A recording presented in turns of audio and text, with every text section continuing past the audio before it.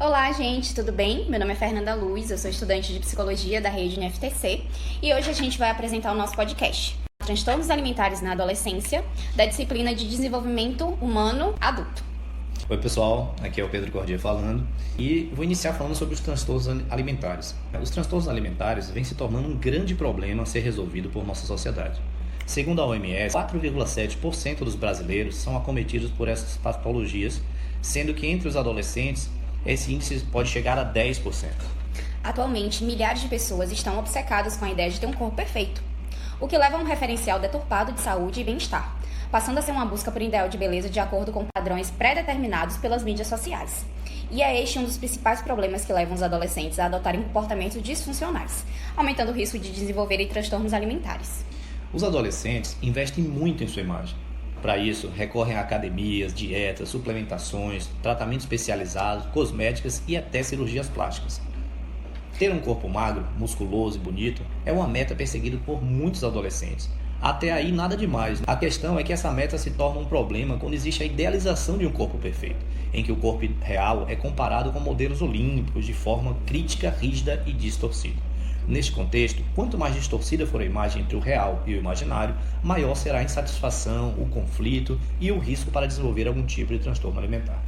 E a gente sabe que um transtorno começa geralmente discreto, né? E evolui junto com a insatisfação, com a forma física e com a preocupação excessiva com o peso e com a dieta.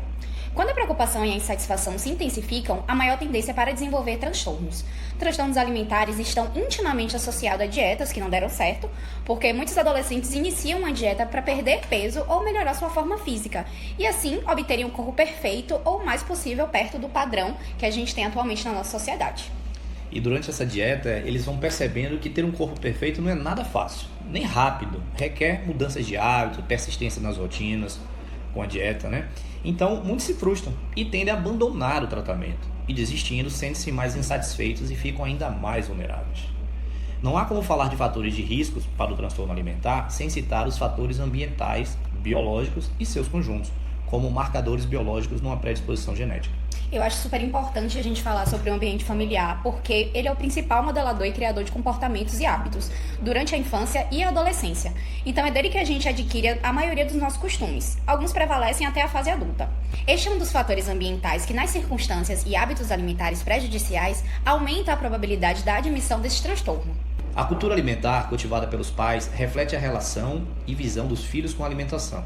Na falta de uma infância e adolescência com alimentação saudável, recomenda-se a reeducação alimentar, que consiste na progressão em substituir hábitos não saudáveis por hábitos saudáveis, sem muitas restrições, segundo Souto e Ferro-Bucher. Neste momento, os responsáveis têm um papel importantíssimo e imprescindível para intervir e corrigir as condutas. Mas não só isso. É preciso estar atento às rotinas de seus filhos, observar as mudanças de comportamento, monitorar a autoestima e estar disponível para ajudar a melhorar a satisfação com seus corpos. Incentivar a adotar mudanças saudáveis e a adesão a tratamentos com profissionais especializados para direcionar de forma correta as ações e melhores resultados com a dieta e com a autoestima do seu filho. Esse pode ser um caminho viável para evitar que a gente aumente ainda mais os índices de transtornos alimentares nessa faixa etária. Os transtornos alimentares são doenças psíquicas que afetam a forma como nos relacionamos com a comida. Por isso, causam prejuízo na saúde física, alteram o funcionamento psicossocial e influenciam negativamente a qualidade de vida dos adolescentes. E a gente não pode deixar de falar que eles se caracterizam por comportamentos alimentares perturbados e são influenciados por fatores biológicos, sociais, culturais, familiares, pelas nossas crenças e pelos pensamentos a respeito de nós mesmos e do mundo ao nosso redor. É isso aí, Fê. Por isso que nesse podcast nós vamos falar sobre os principais transtornos alimentares que acometem os adolescentes. Eles são a anorexia nervosa, a bulimia, a compulsão alimentar e a vigorexia. Vamos começar pela anorexia nervosa? Sim, claro. A anorexia nervosa caracteriza-se por restrição de ingestão calórica grave, que resulta na redução severa do peso corporal. Os adolescentes acometidos por essa patologia apresentam distorção da imagem, incapacidade de reconhecer a gravidade do quadro, não aceitam mínimo ganho de peso, seguem uma disciplina rígida e consideram as falhas no peso como perda de autocontrole ou fraqueza. Elas apresentam-se de duas formas: a anorexia restritiva, que é um jejum e um excesso de exercício físico, a anorexia compulsão alimentar purgativa, que ela é associada a comportamentos purgativos. O que são esses comportamentos purgativos? Vômito autoinduzido, uso de laxante, diurético, todas essas induções após a refeição, que é a bulimia nervosa. A bulimia nervosa nada mais é do que a compulsão alimentar. Ou seja, o paciente come até que ele se sinta desconfortável. E geralmente esses eventos ocorrem para aliviar a ansiedade ou o tédio. Em seguida, há o desenvolvimento de mecanismo de compensação, ou seja, comportamentos compensatórios inadequados. Vômito autoinduzido, uso indevido de laxante, jejum, diurético, excesso de exercícios. Tudo isso para aliviar a culpa e o desconforto gástrico e para diminuir o medo de ganhar peso.